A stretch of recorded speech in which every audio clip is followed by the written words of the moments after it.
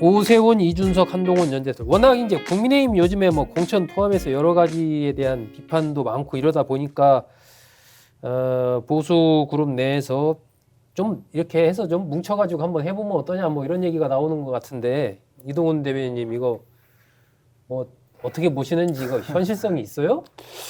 뭐 현실성은 좀 떨어지죠. 지금 지방선거 앞두고 어떻게 뭐 연대하겠습니까? 그러니까 이렇게 오세훈 시장 같은 경우는 이준석 대표하고 좀 친하니까 또 이렇게 뭐 심적으로 또 이렇게 도와줄 수도 있겠고 뭐는 뭐 근데 우리 그 당의 개혁신당의 후보가 이미 확정이 돼가지고 지금 서울시장 오늘, 후보 출마해서 네, 뛰고 출마 있죠. 선언을 지금 뭐 오늘 한 그런 상황이기 때문에 아, 이게 이제 그 연대를 할까요? 뭐 이런 근데 좀 제한이 되는 것도 사실이고 그리고 한동훈 대표 같은 경우 아직 어디 출마할지도 뭐 알 수도 없는 이런 상황이고 그런데 이제 사실은 그런 분들이 있거든요. 그러니까 지방선거를 이 지방선거 국면이 아니더라도 끝나고 나서 보수 전체 어떤 정계 개편 이런 것까지 염두를 내두고 이 사람들이 합쳐야 되지 않겠느냐. 그러니까 윤핵인 부정선거 세력들이 이제 장동혁 대표를 지지를 하면서 네. 그게 그 사람들이 지방선거가 끝나더라도 네.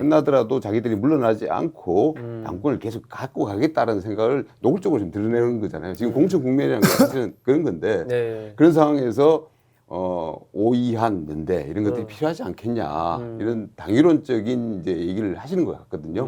그런데 뭐 저는 이제 그 필요하다고 보고 해야 된다라는 생각도 갖고 있습니다. 그런데 다만 저는 딱 한 가지 말씀만 드린다면은 거기서 이제 한동훈 대표와의 네. 관계 문제인데 네. 이준석 대표가 이제 한동훈 대표에 대해서는 개인적으로 이제 어떤 감정들 이런 것들 얘기를 해요. 그러니까 이게 뭐냐면은 이제 이런 식으로 비유하자면은 한동훈 대표는 사실 이준석 저 대표한테 학폭 가해자 같은 그런 학폭 가해자 사람이거든요. 같은 예. 그런 그러니까 사례다. 윤석열 대통령 시절에 윤석열 대통령이 황태자로서 그야말로 법무부 장관하고 비대위원장 하면서 그때 이준석 대표를 이제 몰아내는데 직접적으로 관여하지는 않았지만 그 정권의 공동 창업자이자 황태자로서 책임을 지금도 져야 되는 부분이 있는 것이고요. 그리고 그때 당시에 예를 들어 이제 김종혁 최고위원 같은 경우에 당시에 그 비대위원이었지 않습니까? 네.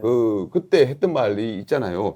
그 이준석 그 대표가 그 법원에다 가처분 신청하니까 왜 이런 정치적 문제를 법정으로 끌고 가느냐는 식으로 뭐 제가 정확한 어딩은 모르겠습니다만 그런 식의 취지의 말을 하면서 비판을 했던 사람이에요. 그러면서 그 이준석 대표가 제명되는데 뭐 어느 정도 기여를 한 부분이 있겠죠.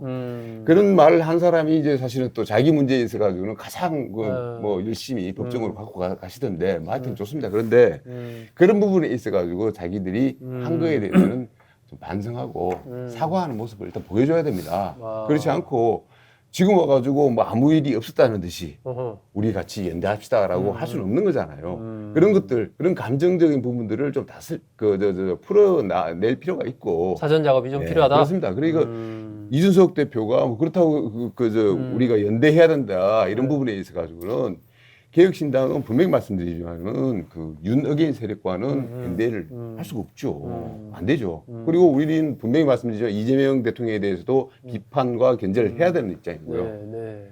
그런 상황에서 만약에 뭐 한동훈 대표와의 연대 뭐 충분히 가능하다고 저는 봅니다. 그렇지만 그 전제 조건은 그 지난 일에 대해서 그런 사과와 유감 표명이라도 적어도 그 선은 좀 해줘야 되지 않겠냐. 그런 게 좀 전제가 돼야 되지 않겠냐. 아 대변인 뭐 저야 당이 다르니까 그렇다 치지만 같은 보수 진영에 있는 분들은 그 이준석 대표 대선 주자였지 않습니까? 그죠? 10% 넘었나요? 그때 득표율이? 하여튼 아니죠. 8.7%가 예.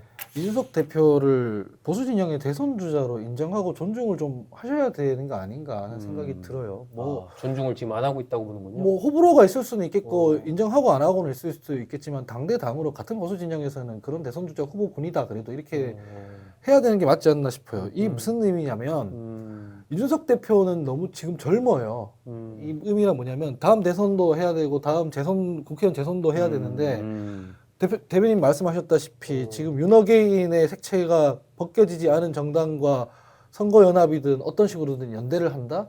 그러면 제가 봤을 때는 지역구 재선도 불가능해질 확률이 매우 높다고 생각을 합니다. 왜냐면 이준석 대표의 지역구는 동탄인데 거기에는 보수세가 강한 지역이 아닙니다. 민주당 원래 소위 텃밭이었는데 윤호개인과 함께하는 세력에게 결코 표를 주지 않을 거기 때문에 네. 지금 장동혁 지도부가 혁신을 하지 않는 상황에서 그 지도부에서 나온 후보가 아무리 독자적인 선대위를 꾸린다 하더라도 국민의힘 후보이기 때문에 윤석 대표는 공식적인 연대를 할 수가 없는 것이고 그거를 대표가 여러 차례 아마 제가 기억하기로는 선을 그었던 걸로 기억합니다. 진짜 연대를 하고 싶으면 쇄신을 하셔야 되는 거죠. 대선 주자로 인정을 하고 리더로서. 네, 네. 또 하나는 한동훈 전 대표 그룹은 사실 이해가 잘 안 되는 게 그 친한계라는 분들이 방송이나 이런 데 가면은 개혁신당 엄청 공격하거든요. 저도 같이 방송에 보면. 근데 연대를 하자고 하는 사람들 치고는 그 자세가? 스탠스, 그 행위는 좀 안 맞는 거죠. 사실은 연대를 하고 싶으면은 조금 더 존중하는 자세를 보이고 손을 내밀고 했어야 되는 건데 오히려 견제만 자꾸 하고 있다고 저는 느끼거든요. 네. 그런 부분들을 봤을 때 정치 구도적으로는 뭐 오세훈, 윤석, 한동훈 엮으면은 엄청 시너지가 날 거야라고 생각하시는 분들이 계시지만 말씀하신 것처럼 감정의 골이나 뭐 앞으로의 정치적 커리어에 있는 문제 이런 것들 해소되지 않고 하면 예전 개혁신당 처음 출범했을 때 이낙연이랑 합쳤을 때 그 효과가 나올 거다. 아. 각 제세력들을 합치면 그 제세력들의 지지층들이 모여서 제일 커질 것 같지만 그런 짬뽕을 만들어 버리면은 원래 있던 지지층도 이탈한다는 거죠. 그걸 윤석 대표는 경험자로서 가장 본인이 잘할 것이다. 이렇게 생각합니다. 그래서 그림은 그릴 수 있지만 지금으로서는 네. 쉽지 않아 보인다. 그를 위한 여러 가지 사전 작업, 전제 조건 이런 것들이 좀 충족될 필요가 있다. 이동훈 대변인 전망대로를 하면 지방선거 이후 총선까지 이어지는 그 국면에서 상당한 변화가 있지 않을까 이렇게 또 추측할 수가 있겠습니다. 자, 오늘은 뭐 여기까지 이동훈 개혁신당 수석 대변인 그리고 하원기 전 더불어민주당 상근 부대변인과 얘기 나눴습니다. 여러분 고맙습니다. 두 분 수고하셨습니다. 감사합니다.